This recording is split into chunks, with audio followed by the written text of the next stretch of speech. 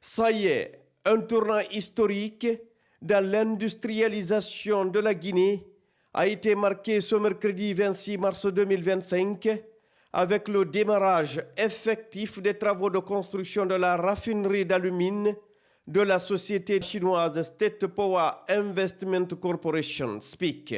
La cérémonie présidée par Djiba Diakité, président du comité stratégique de l'accord cadre sino-guinéen, en compagnie du Premier ministre chef du gouvernement Amadou Ouriba et du ministre secrétaire général de la présidence, le général Amara Kamara, s'inscrit dans la dynamique de transformation locale des ressources minières, une priorité pour le gouvernement sous la direction éclairée de son Excellence le général Mamadi Doumbouya, président de la République.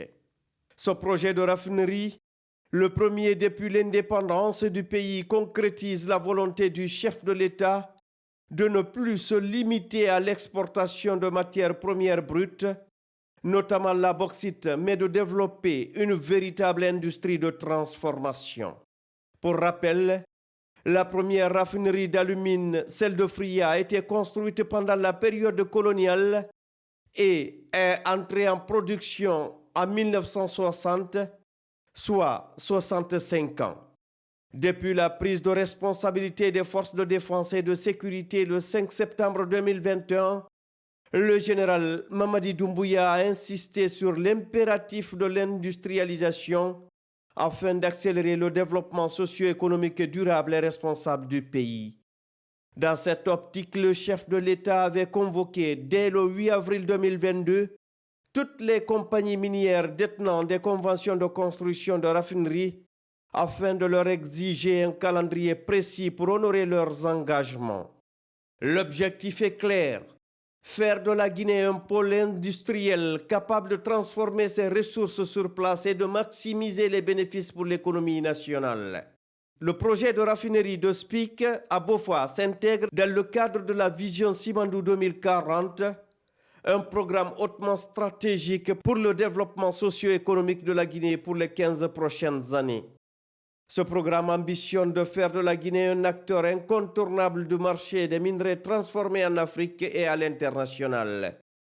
Outre le PDG de SPIC et l'ambassadeur de la République populaire de Chine, cette cérémonie historique de lancement des travaux a rassemblé plusieurs hautes personnalités et membres du gouvernement, ainsi que de plusieurs conseillers à la présidence et au cadre de l'administration publique.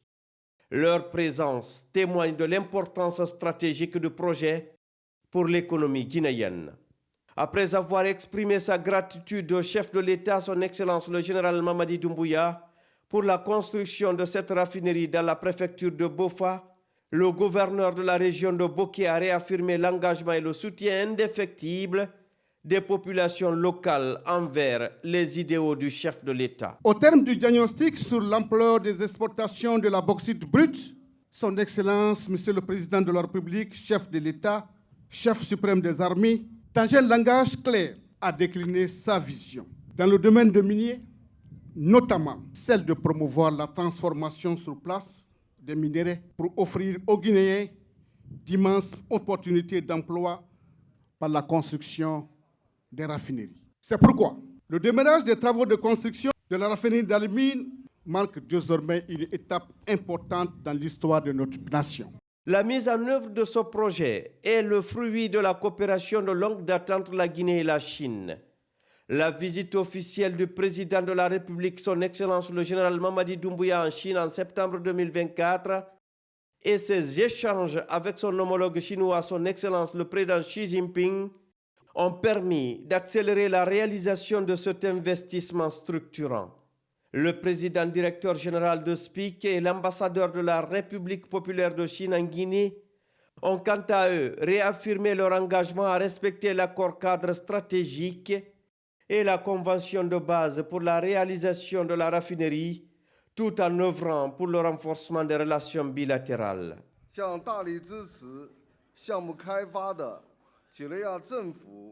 tiens à rendre un hommage au gouvernement guinéen, au peuple guinéen et à l'ambassade de la République populaire de Chine en Guinée pour le soutien précieux au développement de notre projet. En septembre 2013, nous avons officiellement signé la convention minière du projet avec le gouvernement kényan. La première phase du projet a été lancée en mai 2019 et mise en service avec succès en septembre 2021. Dans le processus de développement du projet, SPIC a toujours assumé ses responsabilités sociales et a tissé avec le peuple kényan des liens d'amitié et de confiance profonds. La première phase a créé plus de 900 emplois directs avec un taux de kényanisation de 84,2%. Nous avons recommandé d'excellents employés kényans pour participer à divers programmes de formation en Chine.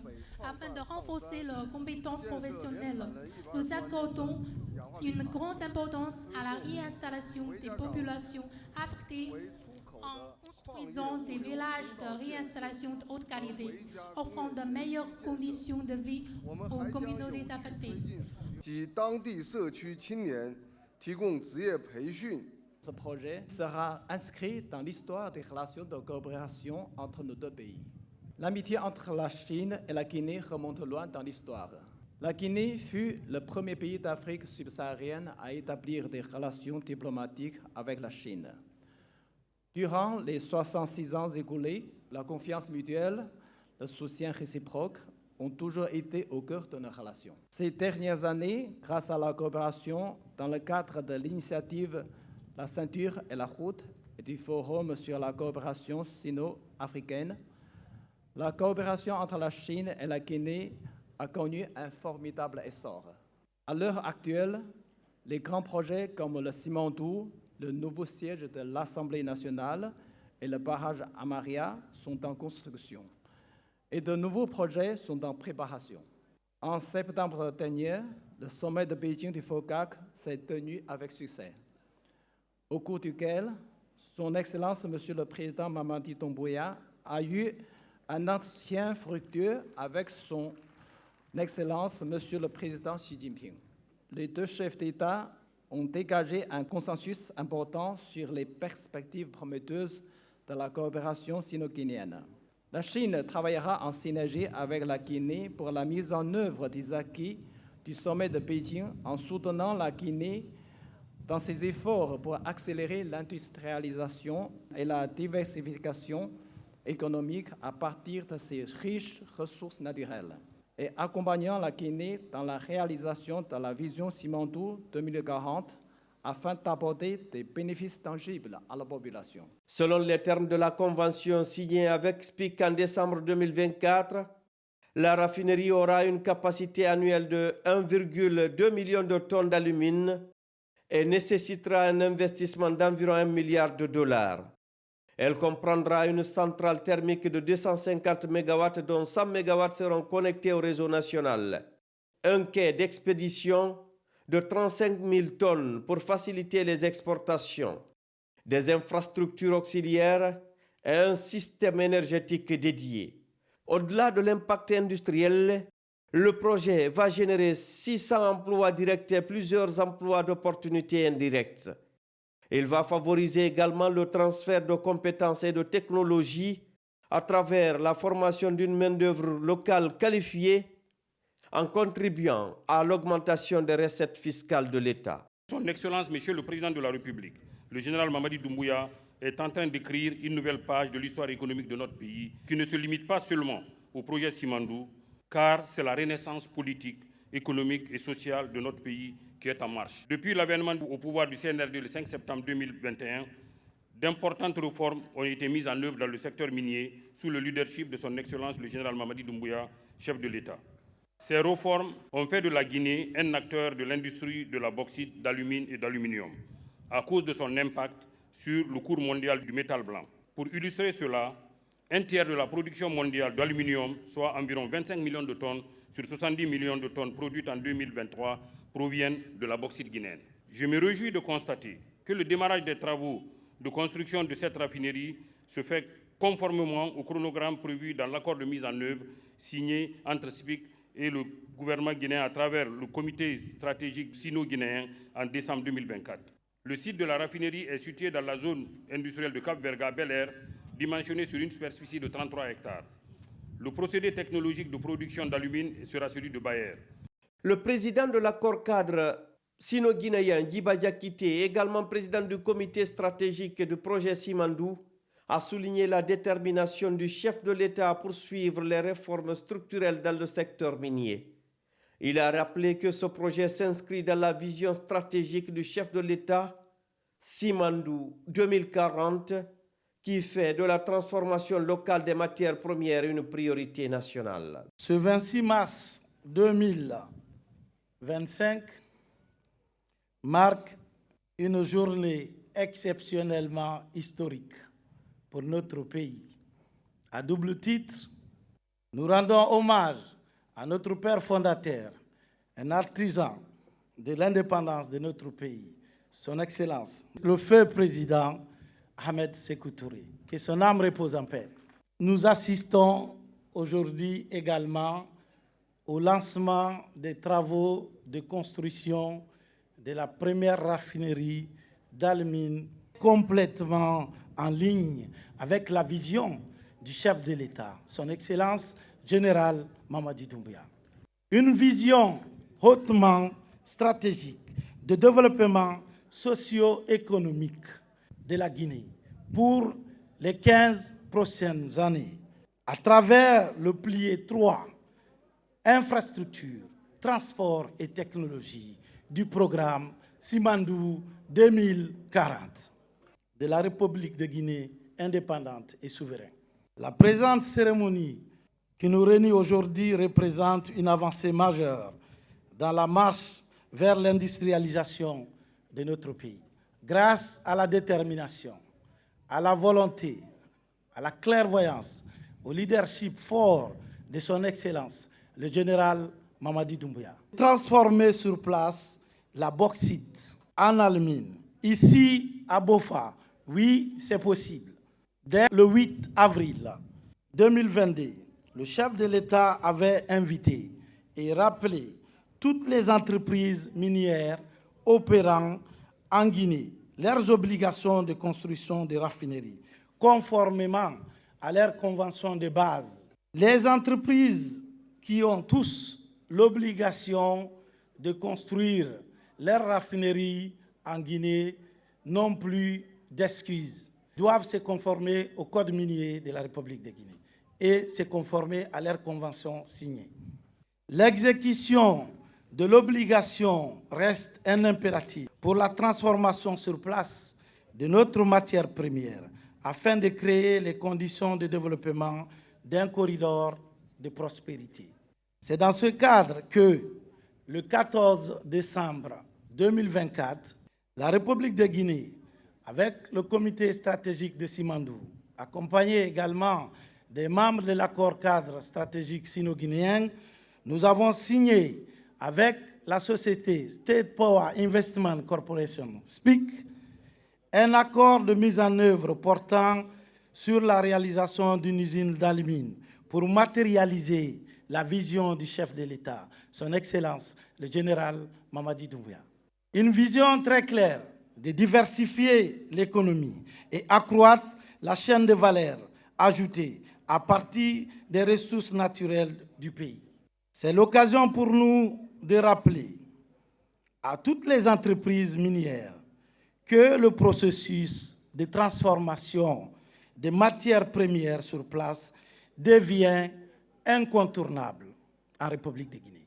Il leur appartient de tout mettre en œuvre pour exécuter leurs obligations, je dis bien leurs obligations de construction de raffineries conformément à leur convention de base en respectant strictement le code minier de la République de Guinée.